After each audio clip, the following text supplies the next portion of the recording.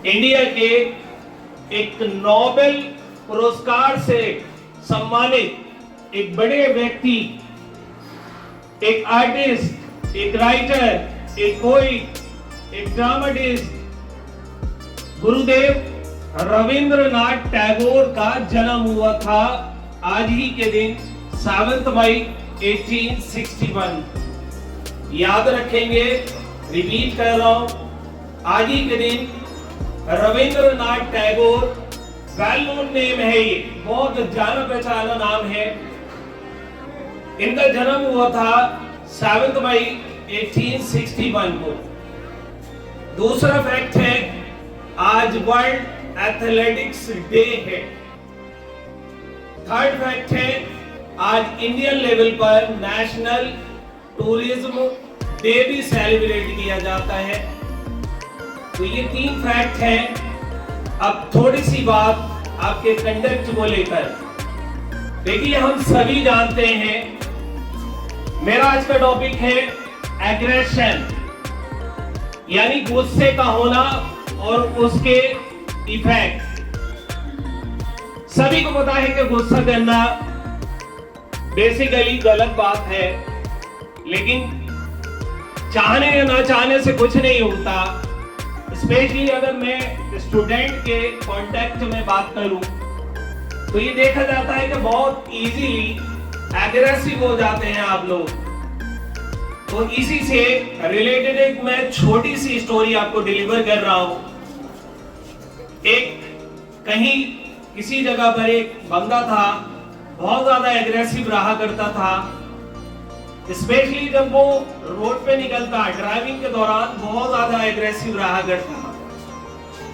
अब suppose that किसी एक दिन उसकी कार अपनी खराब हो गई, उसने कैब बुक की, तो जो कैब का बंदा आया गाड़ी को लेकर, वो बहुत ही बिल्कुल जस्ट अपोजिट था उसके, यानी एकदम हम्बल, एकदम पोलाइट, एकदम काम, बिल्कुल शांत स्वभाव का। वो बैठा, राइड स्टार्ट हुई, ड्राइविंग स्टार्ट हुई। थोड़ी ही दूर जाकर एक बाइक उसके बिल्कुल सामने आ गई। एक्सीडेंट होते होते बचा।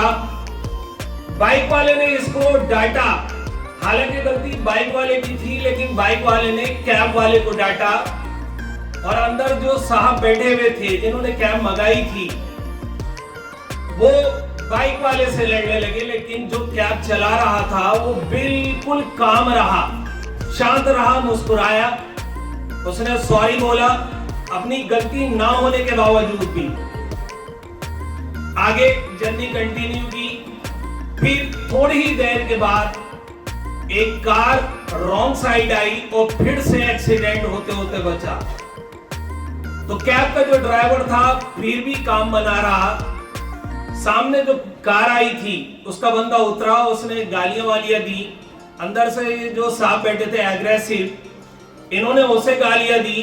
कैब वाला मुस्कुराता रहा। अब सॉरी बोल के ये वहां से चला, तो पीछे जो साहब बैठे थे उनसे बर्दाश्त नहीं हुआ। उन्होंने कहा कि भाई, दोनों जगह आपकी गलती नहीं थी, आपने दोनों ही जगह सॉरी बोला, और अभी हम मरते मरते बचे। कार वाला तो बिल्कुल मानने को उतारू था, फिर भी आपने सॉरी बोला। मेरी समझ से बाहर है, ऐसा क्यों हुआ?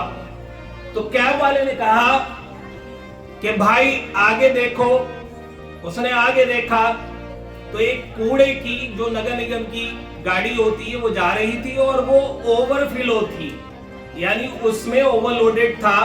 और इतना ओवरलोडेड था कि कूड़ा रोड पे गिर रहा था। इनकी समझ में कुछ नहीं आया। जो पूछ रहे थे उन्होंने कहा, मैं समझा नहीं, कूड़े की गाड़ी क्या दिखा रहे हो? मैंने तो आपसे कहा है कि आप गुस्सा क्यों नहीं कर रहे। तो उसने कहा, यही मेरा जवाब है। ये दोनों लोग जो मुझे मिले, इनके अंदर जो इमोशन थे, एग्रेशन के, मेरे नजदीक वो कूड़े की तरह है। तो इंसान के अंदर जो भी इमोशन होते हैं, चाहे वो पॉजिटिव इमोशन हो या निगेटिव इमोशन हो, इंसान उसी का ओवरफ्लो करता है। अगर मैं भी इस कूड़े की गाड़ी की तरह बन जाऊंगा तो मैं भी एग्रेसिव बन जाऊंगा, जस्ट लाइक यू। मैं आपको सॉफ्ट करके बताता हूं, उसने समझाया ये कि इंसान की जिंदगी या इंसान का कैरेक्टर जिस अंदाज का डेवलप हुआ होता है, सपोज दैट मेरे अंदर काइंडनेस है, मेरे अंदर पोलाइटनेस है, तो बाहर क्या निकलेगा? पोलाइटनेस। अगर मेरी परवरिश, मेरा कंडक्ट, ये सारी बातें डिपेंड करती हैं। अगर ये निगेटिव वे में हुई है और मुझे एग्रेशन मिला है समाज से, तो मैं सामने वालों को क्या दूंगा? एग्रेशन।